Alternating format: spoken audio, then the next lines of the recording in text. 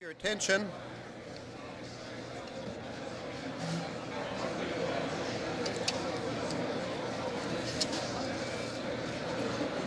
In the material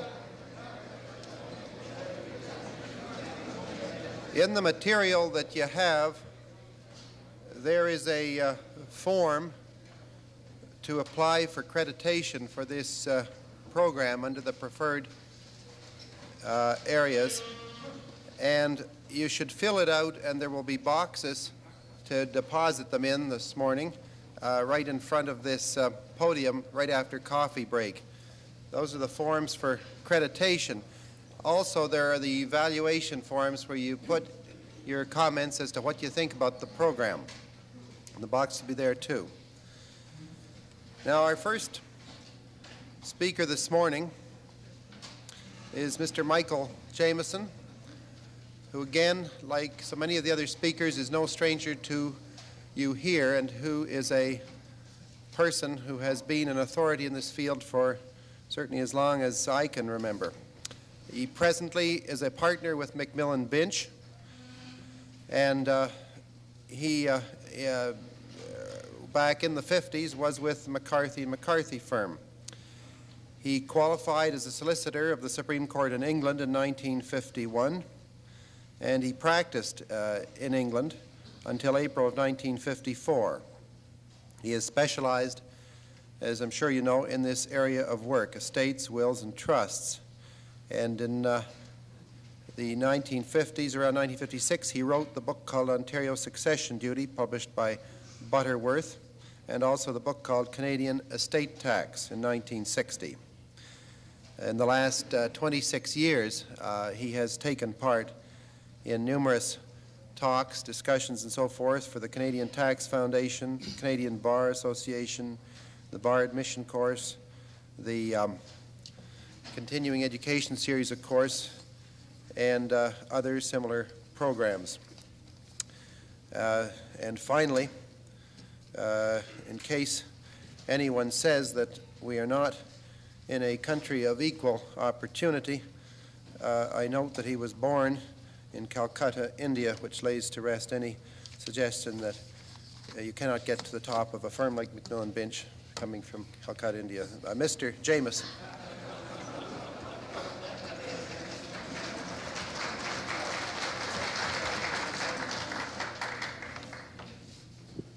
Thanks very much, Burke. It's like my son-in-law says to me when he gets really annoyed, "You packy."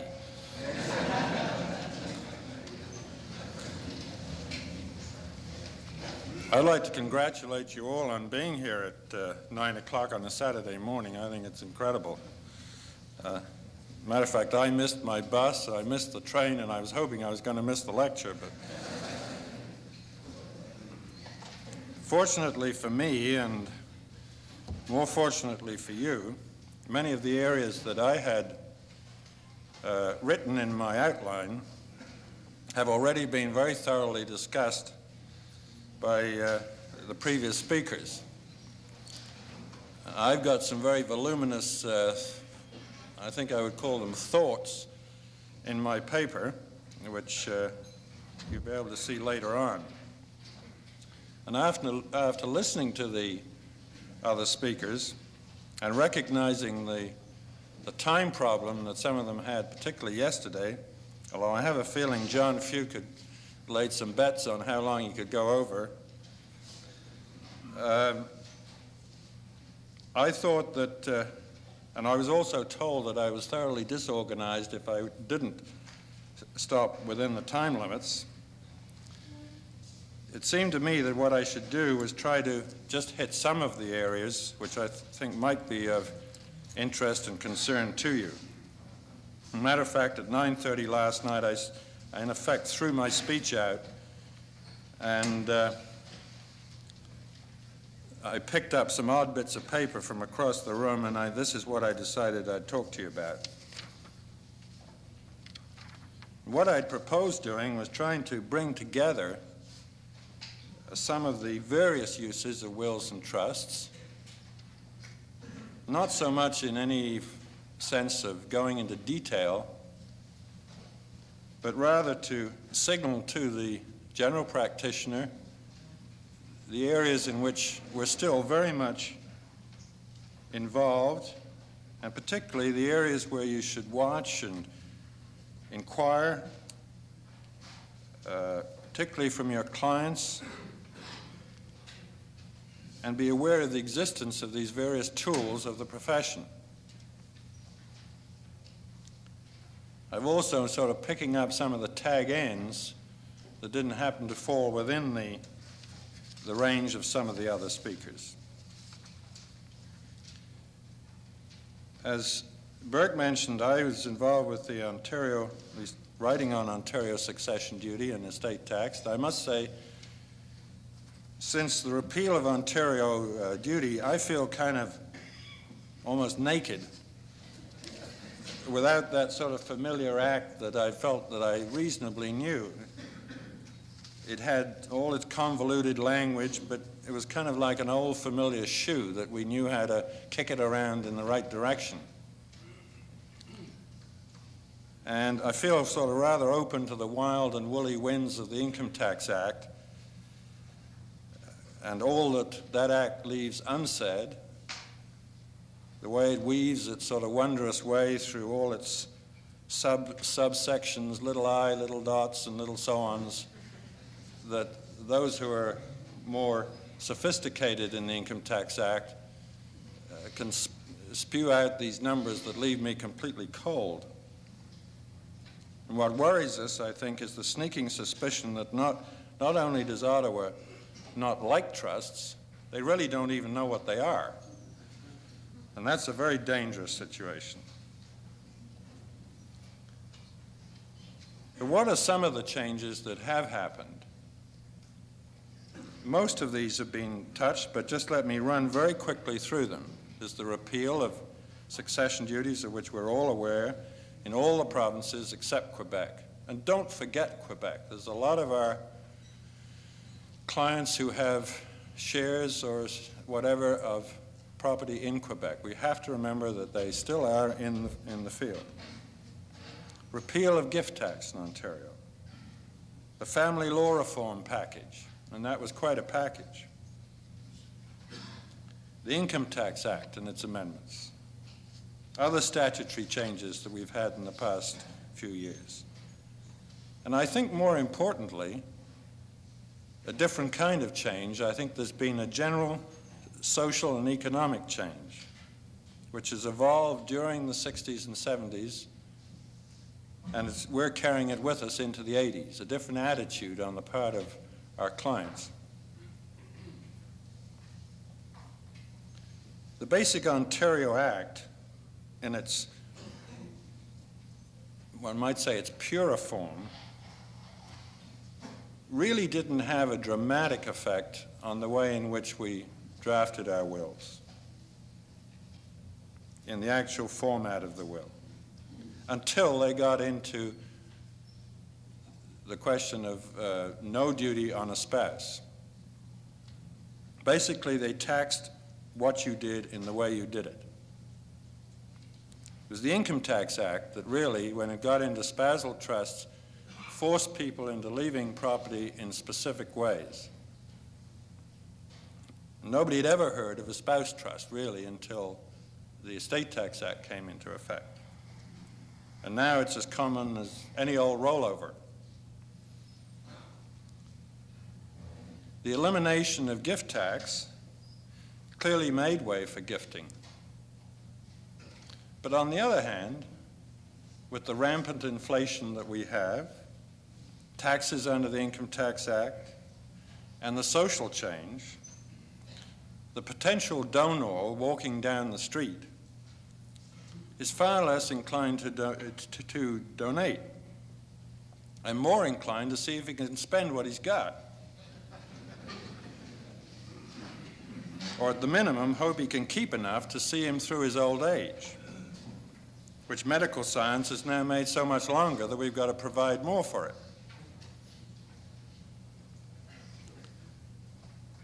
I think socially there's a far greater tendency amongst donors, testators and testatresses, in respect of the next generation, to hope they can educate and launch them on their way, but not leave them any major amounts of capital. To hope their spouse will be able to enjoy the fruits, they then and them spouse enjoy the fruits of their labors themselves, and there's much less distinction between capital and income. The old day with the tree and the fruits thereof. Now we're inclined to cut off the branches with the fruits as we go along. You may think this is a somewhat jaundiced view of life today. I don't think so. I don't say everyone conforms to that mold, but I think there are far more than ever before. And I noticed this just in discussions with a client, their attitudes over 15, 20 years ago. One's own parents, if you look back, their attitude to capital and to income. My mother and father's thought of, you just don't go into the capital. Our thought is, how can we ever get it?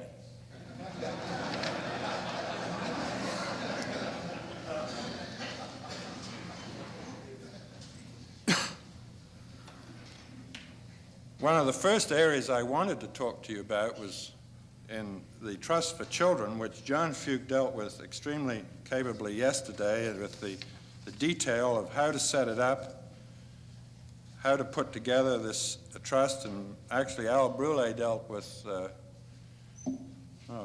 was it you, Al? No, I was meaning at the Harbor Castle. Was dealt with down there anyway in some detail. So I won't go over that again, but what I would like to say is that many, many more of us should be encouraging more of our clients at a much younger age to get involved in these trusts for children's education. It's no good a 60-year-old with all his kids grown up to start thinking about putting money into a trust for the children for their education. They're already educated. But if you get into people who are in their 30s and 40s, putting money into the trust with the tax saving of that money being able to be deductible, get the kids through their education, and then if you feel you want to pull the plug, you can pull the promissory note back, get the money back yourself, and you come out with a lot extra dollars at the end of it. But unless you get into that while they're either going into or before their university education, that you're not going to achieve the saving. And it's up to an audience like this to be encouraging their clients to get involved in them. They're not going to ask you, you're going to have to tell them.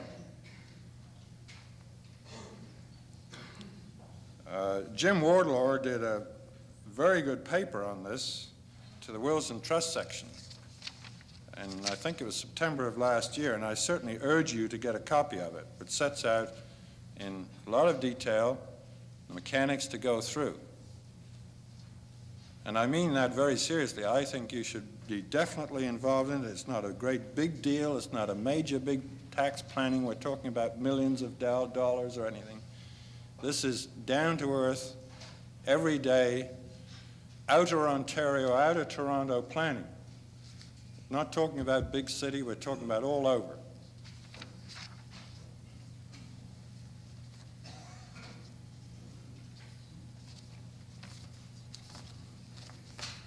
Now I come to the part that I left completely out, or at least I threw away.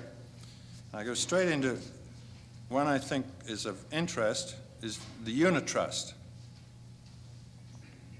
This has been briefly discussed before by other members of the profession at different times. I think a lot of us have sort of heard about it. There's very few who have drafted anything. Matter of fact, Wolfe Goodman told me yesterday he had drafted one, but he had yet to have one to operate, I think.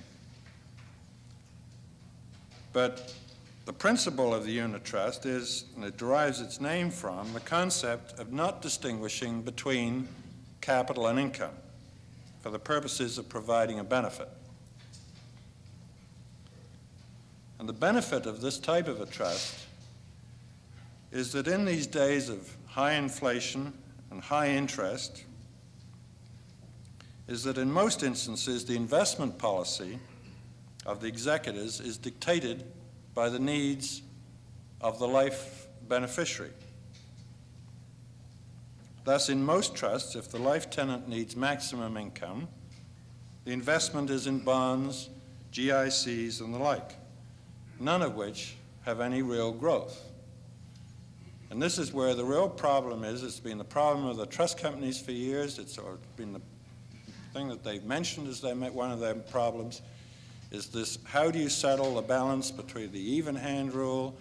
How do you have the balance between growth and income? And what the unit trust does, really, it frees up this whole area in that it separates the income section of it from the investment section. Practically what happens is that each year the net income is added to the capital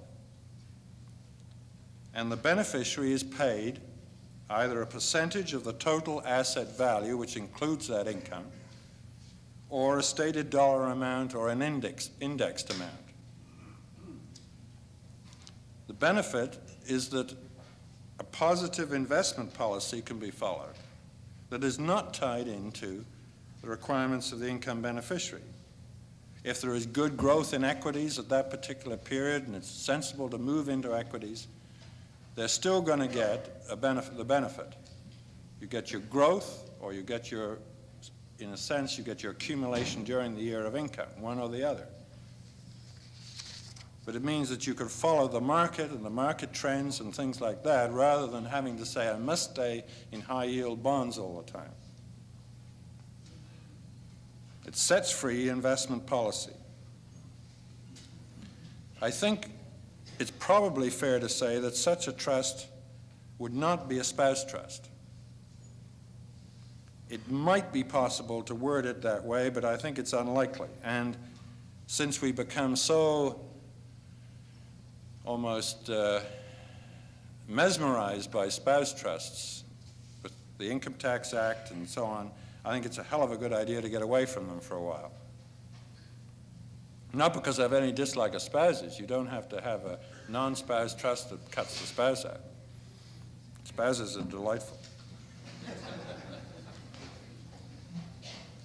Now, all of the tax ramifications of this type of a trust are not perhaps completely clear as yet, because the tax department hasn't really, I think, had many of them on their books yet.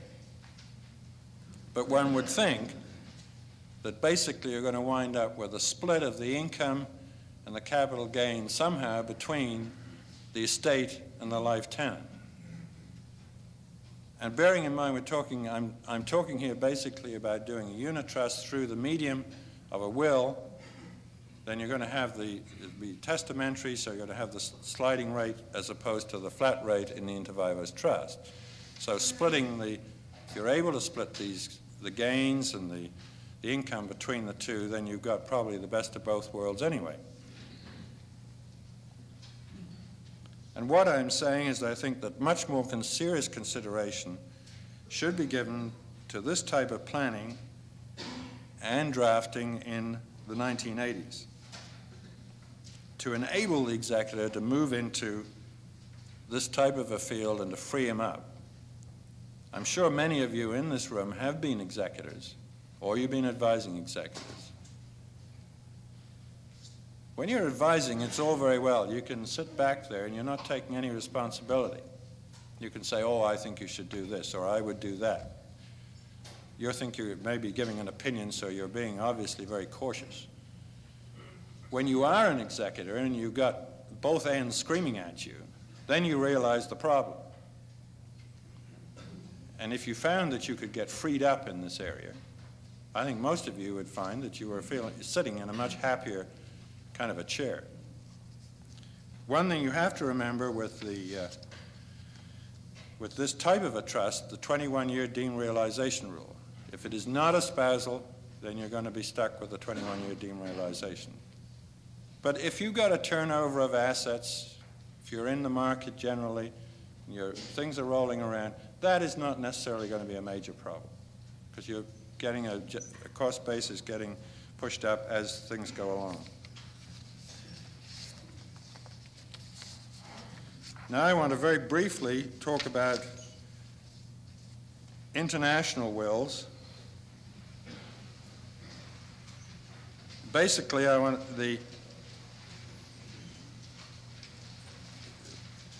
under the Section 42 of the Succession Law Reform Act, Ontario, in effect, provided that for people to make international wills in this province. The details are set out in Section 42 and following of the Succession Law Reform Act as to how you comply in order to make an international will. Now, why an international will?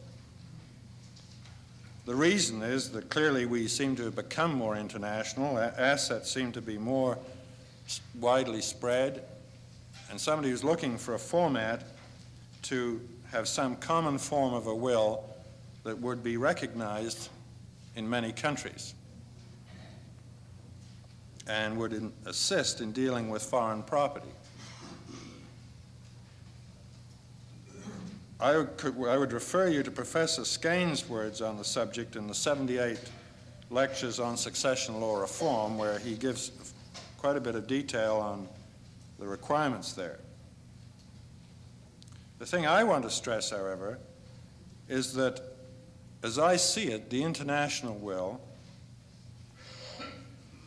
it provides an acceptable format that will be recognized in the convention countries, those that have signed under the convention respecting international wills. But there is nothing about an international will, per se, that says that such a will be accepted in one of the signatory countries, for example, to dispose of French real estate. All it does, it says, this format will be acceptable in our courts as a valid will. What it doesn't say is that that's going to conform with French law. So it's a matter of form rather than a matter of substance, the international will. So you must recognize just the limits of the international will.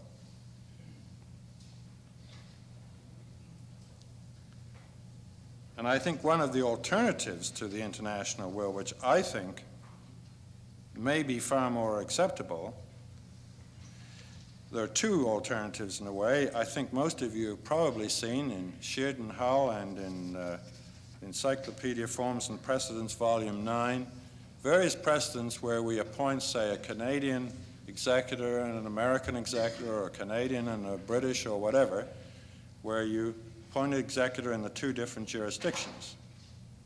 And you go on and you deal with property in those two different jurisdictions. You can still do that. That's one method. And those forms have been in those books as long as those books have been in existence. The other form is what was termed, or has been termed, and Mr. Brule has spoken about this, is the multiple wills. If you have a client that has substantial or worthwhile property in other jurisdictions, you do an original will for him in that jurisdiction. In other words, you have more than one original will. You have a Canadian will, a property down, if you like, in Florida or in Spain. You have in Florida, you can maybe write an English one. Say you have a property in Spain, you draft a will up here, you send it over to Spanish counsel, you get it settled as to its form and to the law, so that you're conforming with the Spanish law in dealing with real estate or whatever it is you're dealing with. You get into a form that will be acceptable there. You've already taken advice there. It's going to be more expensive, but it will save you in the long run. Because when the person dies, you have a document which can go straight in that country and be probated, or whatever the format is there, and deal with the property there, totally irrespective and individually from, say, an original will that you may have also in Canada. The one thing you have to watch, obviously, with multiple wills is the power of revocation. You don't go in your last of your series of multiple wills, revoke all other wills, or you're going to find you've got a real problem and you've done a lot of work for no purpose. But there's a very great advantage in doing this because you're going to the jurisdiction where the asset is and you're going under their law and doing a document for your client which you've got far more certainty he's going to deal with the asset in the way he wants to deal with it.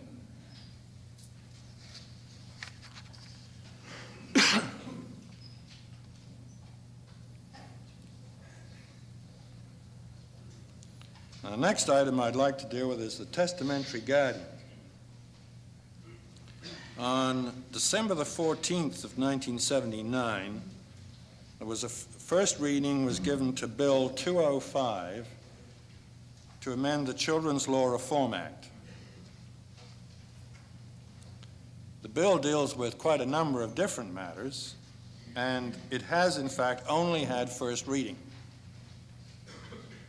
And this was in response to the Law Reforms Commission report in 1973. The problem with these law reform reports is you have to watch them because they may be old, but suddenly somebody gets an idea to pull that dusty old thing off the shelf and it gets rammed through as law and it's there and you're sitting with it. Now in this case, it's only had one reading. There's another one, the Powers of Attorney Act, it got through in about 3 weeks. But this is, and I think this is still open very much for recommendations, but what they've done in this bill is they're distinguishing between, and very specifically between, the guardianship or custodianship of the person and the guardianship of the assets of an infant. There's been quite a lot of confusion over the law with respect to guardianship and as to the right of an individual to appoint a guardian. I think the practical view has been that the court holds the right to appoint in both cases. There's arguments to the contrary, but this is the practical way I think it's been gone about. You get consents of the next of kin, you file them with the court, and then you get your letters of guardianship up till now, and up till this bill is passed. The proposed law appears to state that a testamentary appointment of a custodian can be made by a parent or by a person who has the legal custody of a child.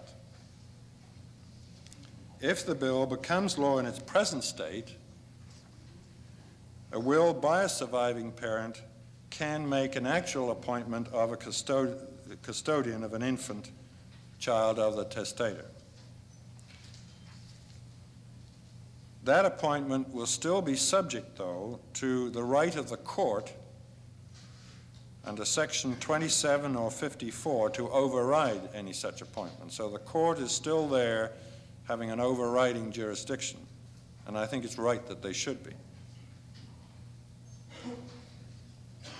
As to the guardianship of the assets of an infant, a parent does not have a right to appoint a guardian unless he or she is already a court-appointed guardian. In other words, what it's saying is that when you come to the guardianship of the assets, it's only a guardian that can appoint a guardian, and that a parent is not, sort of ab initio, a guardian of the assets. As you know today, if an insurance company is paying a claim of $2,000, $5,000 for an infant, it goes into court. It does not go to the guardian unless that person is appointed an actual guardian of the assets of the infant. Now, this bill is not yet law and may well be changed, but it would appear that it would be appropriate in the future instead of saying, which I've been doing, now all of you may vary in the words you've been using, but it is my wish that A.B. be appointed guardian of my minor children. I think instead of that, you can put, I appoint A.B. the custodian and guardian of my minor children. Now, what have you achieved by that? What you have achieved, I think, is that you have appointed the custodian. And that is the custody end of it. And that's really what people have been mostly concerned with. It's the custody of their child rather than the asset end.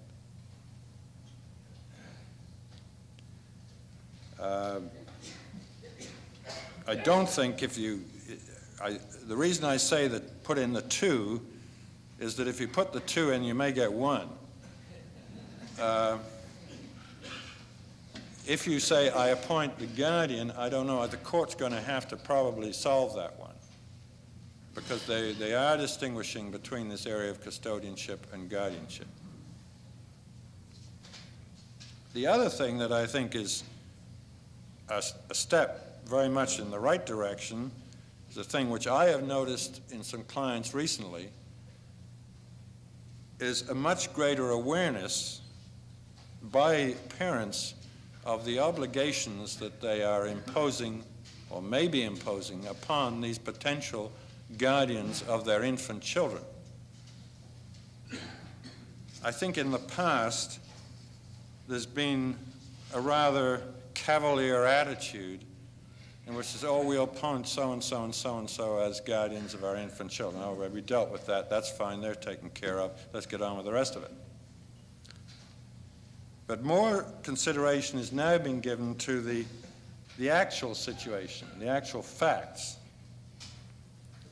You imagine the will-making parents with 4 children and the guardian with 2 children of their own. The will parents die in a common disaster, and if these guardians accept the responsibility, they are now stuck with 6 kids. I say perish the thought, I mean, God. I've got 3 that are grown up now, and I couldn't stand any more. They're great kids, but there's no question under the guardianship that money would be available for food, clothing, and similar benefits like that, maybe even additional help. But what about the house? Here's the couple with 2 kids, and they've suddenly got 6. There's no way. You know the cost of real estate today, they've got to go out and buy a new place. So what do they do it with? Where are the funds coming from? So it makes sense to provide some sort of a guardian clause in the will, where the income is paid to the guardian as of right of a segment of the estate. Possibly even a provision for capital encroachment. When the guardianship terminates by law at the age of 18, some continued provision so that it's not a case of out you go, there's no more money, but to try and keep, one of the things is the person wants to keep that family together as a family, the kids, to keep them still in communication, to continue to provide them with some spot where they feel is home. That's what it's all about. I mean, it's looking at this thing in human terms. It's not just you write it in the will and God bless. You have to try and expose your client to the possibilities of what may happen. This is what the whole game is. It's trying to tell the client or let him know the types of things that may be involved. We all hope we'll live long enough to see all our kids grow up. But why do we put in guardianship clauses? We have no concern. If you have concern, then you should have concern for the guardian, because having concern for the guardian is equally having concern for your children. I'm making a moral lecture here, not a legal one, but now obviously the type of things that each individual can provide are going to depend very much on their assets and what they can do. But I think this is an area where you should be making a client aware when they blithely appoint guardians, what is the guardian's position? What are they going to be able to do? What are you looking for them to do? Have you considered their financial position? Don't just assume they got millions and they're going to spend it all on your kids.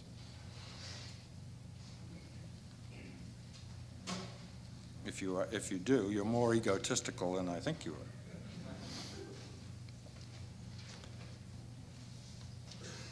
The other area I'd like to touch is the marriage contract, which has already been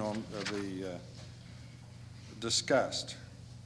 And what I want to say about it is not in its detail, but when you're seeing a client, you should make inquiry in every case if there is any form of a domestic marriage contract, whether it's even in common law relationships, if there's one that does exist. And if so, you want to see it and look at it and read it and try and understand what it says. And that may be difficult.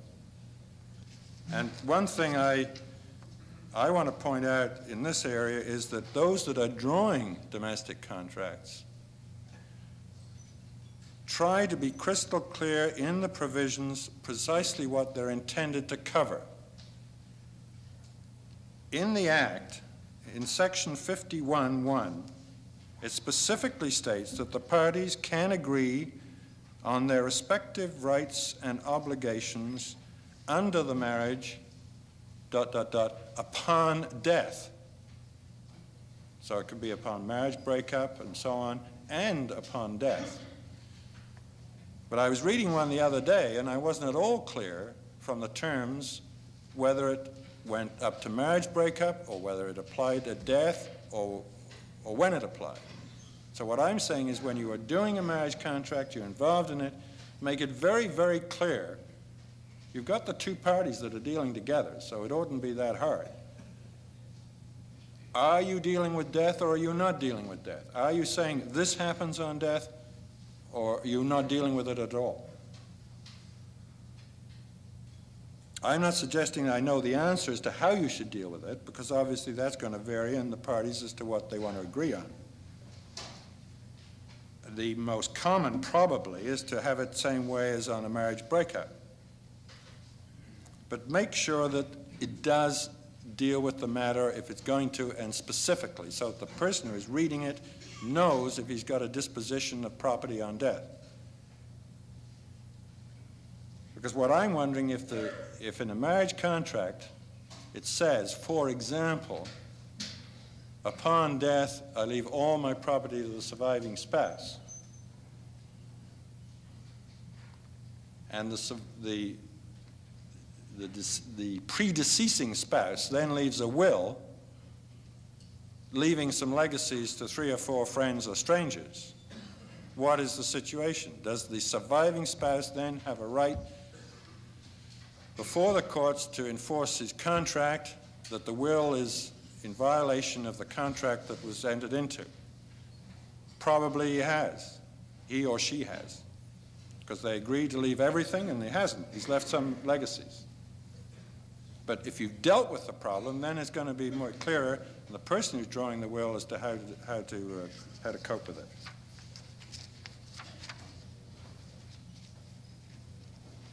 Just don't blithely take one of those forms, fill in the blanks, and say, sign here.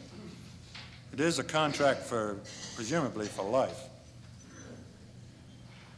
The last thing I want to touch very briefly on is the Powers of Attorney Act.